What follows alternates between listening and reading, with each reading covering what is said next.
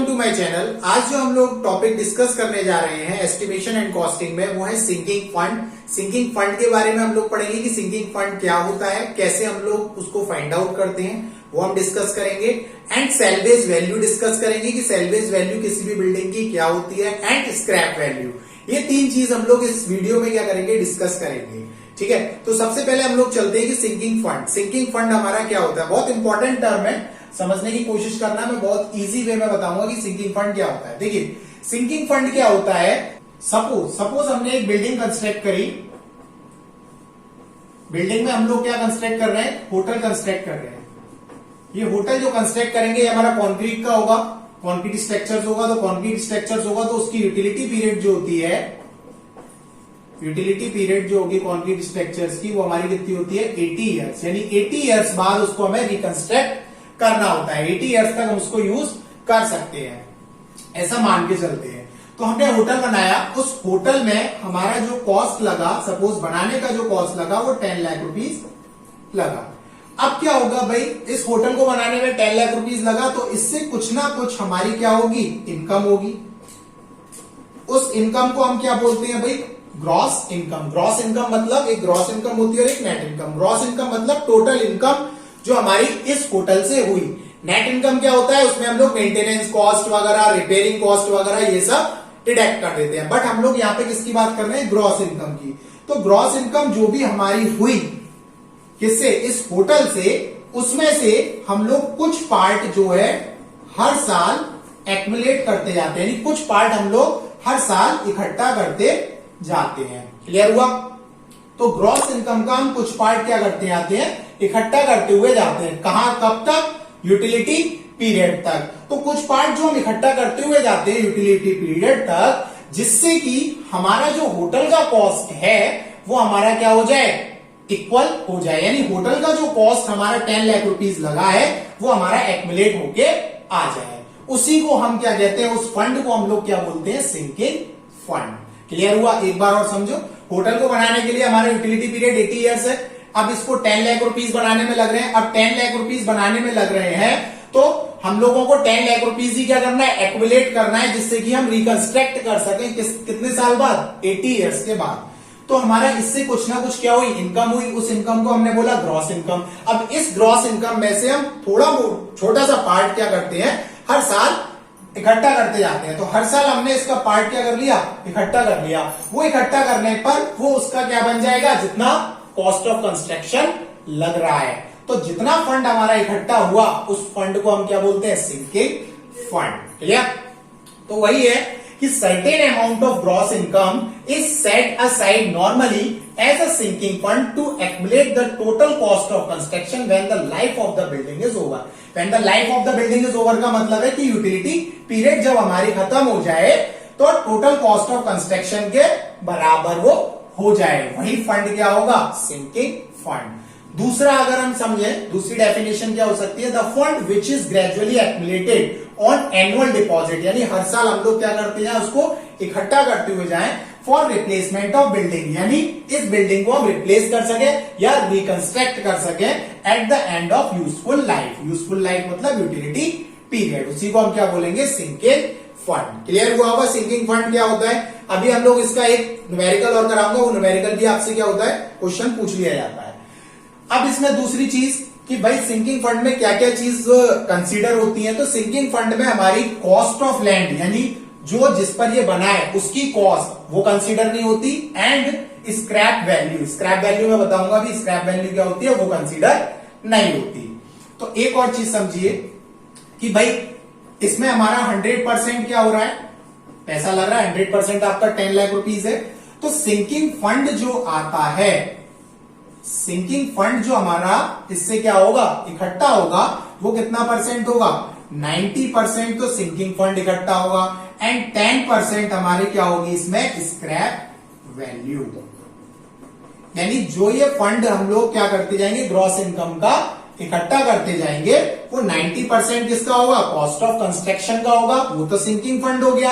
और 10% हमारी scrap value होती है। अब स्क्रैप वैल्यू क्या होती है, वो थोड़ा सा और समझ लो स्क्रैप वैल्यू वो होती है जैसे कि आपकी यूटिलिटी पीरियड क्या हो गई, खत्म हो गई, किसकी, स्ट्रक्चर की। उस स्ट्रक्चर की यूटिलिटी पीरियड खत्म हो गई, यानी 80 साल हो गए उसको। तो 80 साल होने के बाद हम उसको क्या कर देते हैं, गिरा देते हैं, उस बिल्डिंग को गिरा देते हैं। गिराने पर यानी उसको हम क्या करते हैं, डिसमेंटल कर देते हैं। तो डिसमेंटल करने पर जो हमारी कॉस्ट बचती है, यानी डिसमेंटल करने पर अब उसमें से मटेरियल कुछ ना कुछ बचेगा। मटेरियल क्या हो सकता है भाई, ब्रिक्स हो सकती है, ठीक है, स्टील हो सकती है, यानी कबाड़ वैल्यू एक तरीके से जो हो सकती है उसको हम क्या बोलते हैं, स्क्रैप वैल्यू। यानी क्या क्या मटेरियल हो सकता है, ब्रिक्स, स्टील, टिम्बर, ये सब अगर हम उसको क्या करते हैं, सेल कर दें, तो उस वैल्यू को हम लोग क्या बोलते हैं, स्क्रैप वैल्यू। तो वो हमारी 10% होती है। इस तरीके से हमारा पूरा 100% कंस्ट्रक्शन का कॉस्ट आता है, यानी कॉस्ट ऑफ कंस्ट्रक्शन आता है। क्लियर हुआ? तो उसमें हम लोग क्या करते हैं, सिंकिंग फंड में cost of land and scrap value को कंसीडर नहीं करते, यानी 90% आपकी सिंकिंग फंड वैल्यू होती है। क्लियर? तो ये बात थी भाई सिंकिंग फंड की। अब बात करते हैं कि सिंकिंग फंड को हम कैसे फाइंड आउट करते हैं। भाई हमने क्या करा, अपने पैसा तो लगा दिया। अब पैसा लगाने पर क्या होगा भाई, उसकी एनुअल इंस्टॉलमेंट बनेगी। एनुअल इंस्टॉलमेंट में ही हम क्या करते जाते हैं, उसको इकट्ठा करते जाते हैं। तो कभी कभार हमारा क्वेश्चन किस तरीके से पूछ लिया जाता है कि उसकी एनुअल इंस्टॉलमेंट हमारा सपोज 10 लाख रुपया लगा। अब 10 लाख रुपया में से हमारी 80 साल तक यूटिलिटी पीरियड है। अब उसमें हम लोग कितना पैसा हर साल इकट्ठा करते जाएं जिससे कि कॉस्ट ऑफ कंस्ट्रक्शन के बराबर हो जाए। तो वो हम लोग कैसे फाइंड आउट करते हैं वो देखिए। देखिए ये मैं बता ही चुका, स्क्रैप वैल्यू जो ओल्ड बिल्डिंग की होती है वो हम कितना कंसीडर करते हैं, 10%। Sinking fund is calculated 90% of cost of building, ये बता चुका। अब हम बात करते हैं इसके फॉर्मूले की। तो फॉर्मूला क्या होता है, I is equal to S into I over 1 plus I की पावर n माइनस 1। ये जो S होता है ये होता है हमारा total amount of sinking fund, यानी जो हमारा इकट्ठा हुआ था, जो 90% इकट्ठा हुआ है वो हमारा क्या होता है, S, यानी total amount of sinking fund. I क्या होता है, ये I जो होता है ये एनुअल इंस्टॉलमेंट होता है, यानी हर साल हम लोग कितना पैसा जोड़े, हर साल हम लोग कितना इंस्टॉलमेंट दें, वो हमारा क्या होता है, I होता है। स्मॉल आई क्या होता है, रेट ऑफ इंटरेस्ट, कितनी रेट ऑफ इंटरेस्ट उस पर लग रही है। भाई इंस्टॉलमेंट देंगे, इंस्टॉलमेंट करने के बाद उस पर कुछ ना कुछ इंटरेस्ट लगती जाएगी, उस इंटरेस्ट के बाद ही आपका पैसा वो बनेगा। ऐसा नहीं है कि भाई इंटरेस्ट नहीं लगेगी, कंपाउंड इंटरेस्ट ही लगती है। एन क्या होगा, number of years, number of years required to accumulate S, कितने नंबर ऑफ ईयर्स होंगे उस सिंकिंग फंड को, अमाउंट को बनाने के लिए, वो हो जाता है आपके नंबर ऑफ ईयर्स। ठीक है, तो ये आपका एनुअल इंस्टॉलमेंट का क्या होता है, फॉर्मूला होता है। यहां से एनुअल इंस्टॉलमेंट पूछ सकता है, कभी कभार यहां से सिंकिंग फंड भी पूछ सकता है कि टोटल सिंकिंग फंड किसी भी बिल्डिंग का कितना होगा।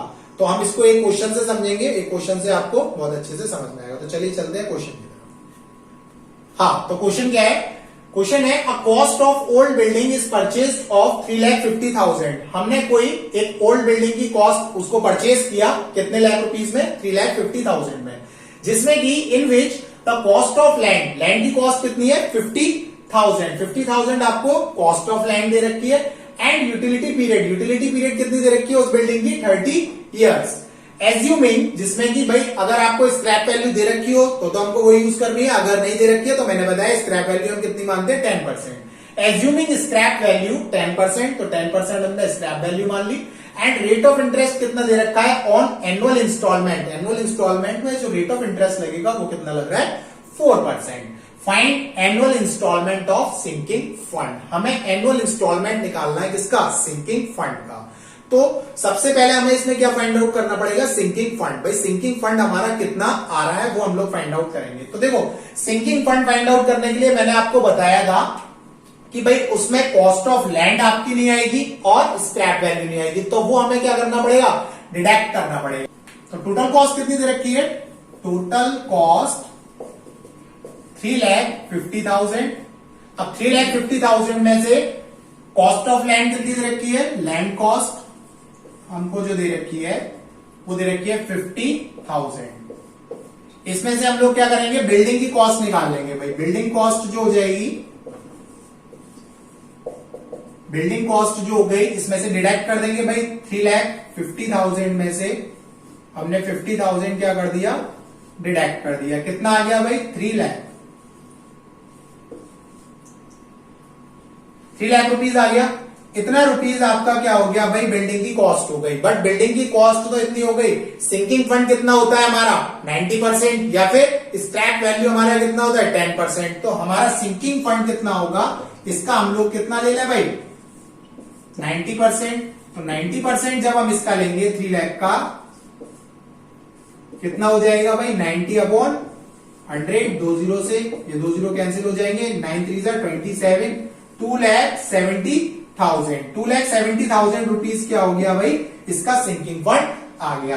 तो एस की वैल्यू तो कितनी आ गई भाई, इतनी। और क्या गिवन है, रेट ऑफ इंटरेस्ट कितना गिवन है, यानी आई हमको कितना गिवन है 4%। तो 4% को हम डेसिमल में चेंज कर लेंगे, 4/100 यानी 0.04 आई आ गया। इसके बाद एनुअल इंस्टॉलमेंट हमको निकालनी है, एंड नंबर ऑफ ईयर्स यानी यूटिलिटी पीरियड कितना दे रखा है 30 ईयर्स। सारी चीजें मिल गई, सारी चीजों को हम किसमें कर देंगे भाई, जो हमने फॉर्मूला बताया था फॉर्मूले में पुट करो। आई क्या होता है, annual instalment S into I over 1 plus I की पावर n-1, यही फॉर्मूला बताया था। एनुअल इंस्टॉलमेंट हमको फाइंड आउट करना है, सारी चीजें दे रखी है। एस कितना है भाई 2,70,000 इंटू आई की वैल्यू कितनी हो गई 0.04 ओवर 1 प्लस 0.04 की पावर 30 माइनस का 1।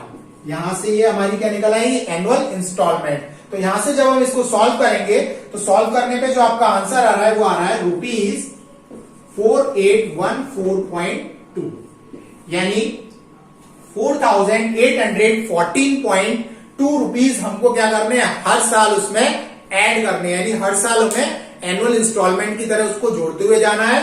तब आपका 30 इयर्स के बाद वो सिंकिंग फंड 90% बनेगा, यानी 2,70,000 मिलेगा। मिलेगा कैसे, इतनी परसेंट ब्याज पर, 4% ब्याज पर। इतना क्लियर हुआ। तो ये चीजें आपसे क्वेश्चन में पूछ सकता है। हो सकता है भाई आपसे यहाँ पे सिंकिंग फंड पूछा है, एनुअल इंस्टॉलमेंट पूछा है, एनुअल इंस्टॉलमेंट दे दे, सिंकिंग फंड पूछे, तो आपका फॉर्मूला यही लगेगा, यही आपका डिस्कस होगा। क्लियर।